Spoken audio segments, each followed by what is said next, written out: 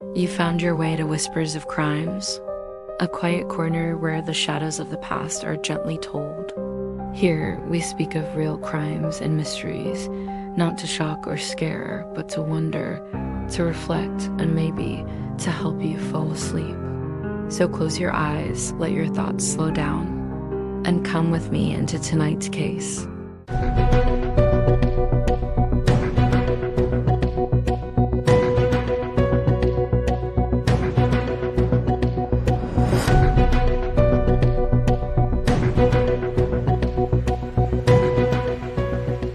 On a quiet night in northern England, a man broke free from prison and unleashed a wave of violence that would grip a nation in fear. Who was Raoul Moat, and what drove him to become one of the most wanted fugitives in British history? A deadly game of cat and mouse began, ending in a tense standoff that shocked the world. This is the story of obsession, revenge, and a manhunt like no other. Chapter 1. Early life and background of Raoul Moat. Raoul Thomas Moat was born on June 17, 1973, in Newcastle upon Tyne, England. From a young age, Moat's life was marked by instability and emotional turmoil. His upbringing was troubled. His parents separated when he was a child, and his relationship with his mother, Josephine, was strained. He later claimed that he had been subjected to abuse and neglect during his youth, although some family members disputed these claims. Moat attended Benfold School in Newcastle but left without formal qualifications. He trained as a tree surgeon and worked sporadically in that field, but he struggled to maintain steady employment. Over the years, he developed a reputation for being aggressive, controlling, and prone to violent outbursts. Local reports from friends and acquaintances described him as someone with a volatile temper and an obsession with dominance, particularly in relationships. Psychologically, Moat was a complex figure. His mother spoke publicly about his paranoid tendencies and how he had a deep distrust of others, especially authority figures.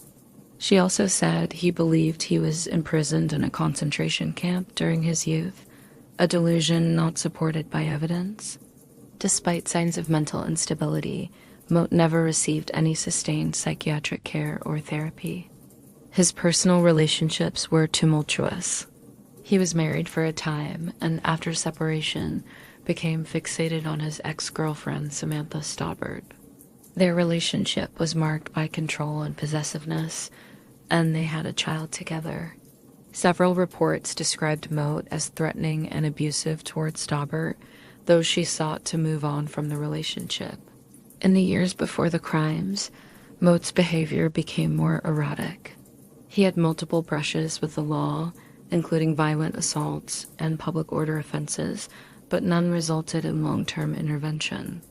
Despite this, he continued to spiral, setting the stage for the tragic events that would follow in 2010. Chapter 2. Imprisonment.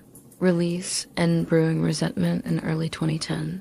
Raoul Moat was sentenced to 18 weeks in Durham prison for assaulting a 9-year-old boy.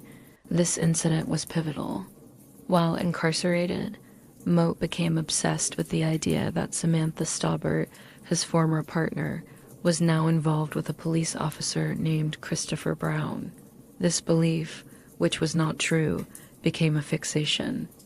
Samantha had told Moat that she was seeing someone in the police force to protect herself from him, a claim intended to keep Moat away after their violent and volatile breakup. However, Moat took this as a direct personal betrayal. During his imprisonment, Moat's mental health visibly deteriorated. Prison officers noted his paranoid and erratic behavior. He began writing threatening letters and made calls warning of impending violence once released. Despite these warning signs, no immediate action was taken to monitor him closely after release. On July 1st, 2010, Moat was released from prison. Within days, he began plotting a violent retaliation against those he blamed for his misfortunes. His mindset was fueled by a deep sense of grievance, paranoia, and an overwhelming desire for revenge. He also blamed the police more broadly for what he perceived as harassment and victimization. This narrative of victimhood and persecution would shape his actions in the days that followed. Chapter 3. The First Attacks. Cold-blooded violence unleashed in the early hours of July 3, 2010. Moat launched his violent spree. Armed with a sawn-off shotgun and wearing a balaclava, he traveled to Bertley, Gateshead, where Samantha Staubert was living with Christopher Brown. Around 2:40 a.m., Moat forced entry to the home. He confronted Brown and shot him at close range, killing him instantly. Brown was a 29-year-old roofer who had no formal connection to the police, but was caught in the crossfire of Moat's vendetta. Moat then shot Samantha Staubert in the stomach. Despite her severe injuries, she survived the attack. Emergency services arrived quickly, and she was hospitalized in critical condition. After the attack, Moat called the police to inform them of his actions. He made it clear he was targeting police officers next and claimed he wanted to bring them to their knees. This call marked the start of a direct confrontation with law enforcement. Just hours later, near a roundabout in Newcastle, Moat ambushed PC David Rathband, who was sitting alone in his patrol car. Rathband was unarmed and off-duty at the time. Moat fired several shots, hitting Rathband in the face and shoulder. Rathband survived, but was left permanently blinded by the attack. The police immediately classified Moat as armed and extremely dangerous. The attack sent shockwaves through the community and initiated one of the largest police manhunts in recent British history. Chapter 4. The manhunt escalates, police and public on high alert. Following the shootings, the Northumbria police launched an enormous manhunt for Moat. Over 160 armed officers were deployed, supported by helicopters, sniffer dogs, and surveillance technology.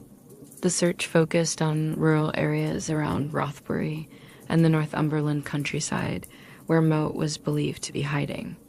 Authorities imposed roadblocks, issued public warnings, and asked residents in the area to stay indoors.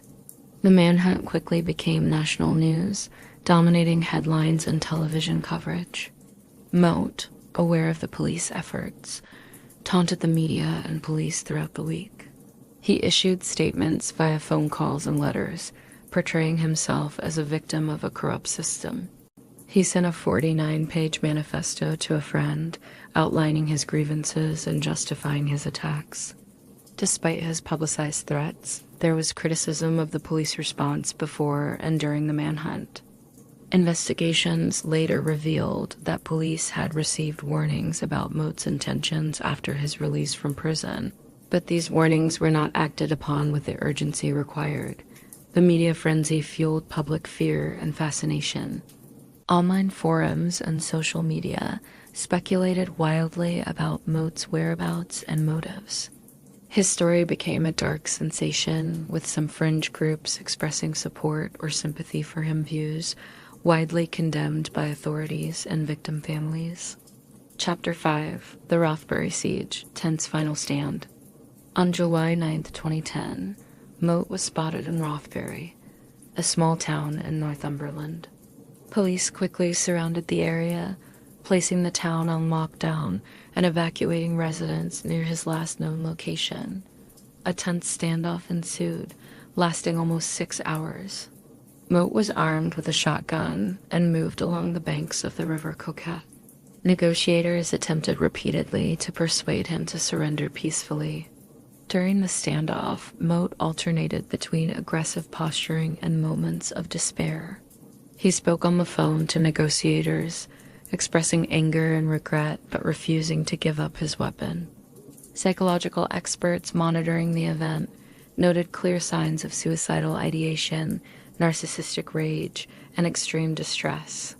At one point, Moat threatened to kill himself, holding the shotgun to his head.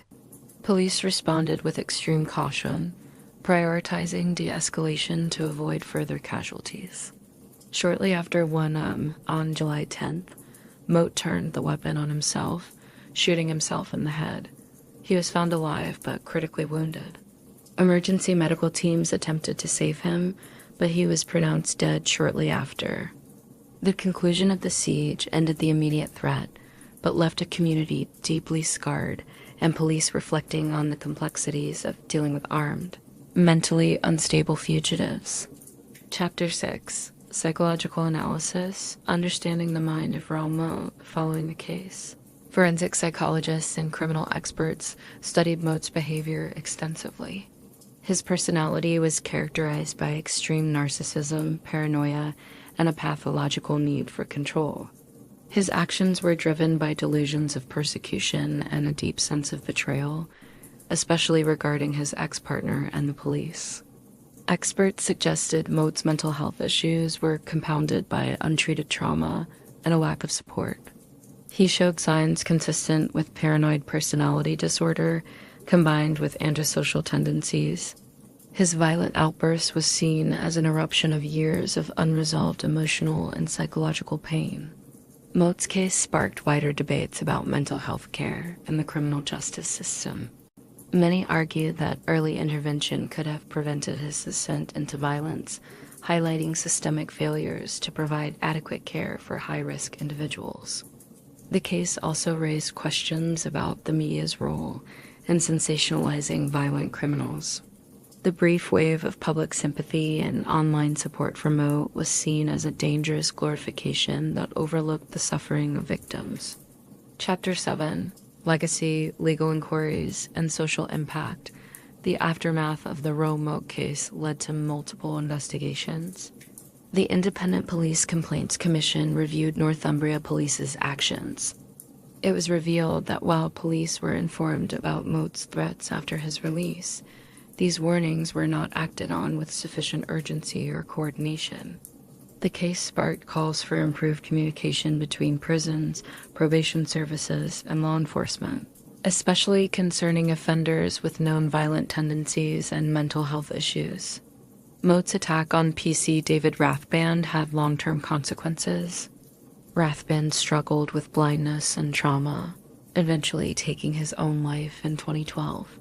His death highlighted the profound human cost of such violent acts and the need for better victim support. Public discussions following the case examined issues of masculinity, violence, and disenfranchisement. Some commentators suggested Moat's actions reflected broader societal failures, a desperate attempt by a marginalized man to reclaim power in a world he felt had abandoned him. The manhunt and siege remain a stark reminder of the challenges police face dealing with armed fugitives who have severe mental health problems. The case also underscores the tragic consequences when warning signs go unheeded. That's all for tonight's story. Another thread in the web of true crime, quietly unraveling as the night goes on. If you're still with me, thanks for listening. And if sleep has already taken you, may your dreams be peaceful and your mind at ease. I'll be here next time by the fire with another story waiting to be told. Good night, and don't forget to lock your doors.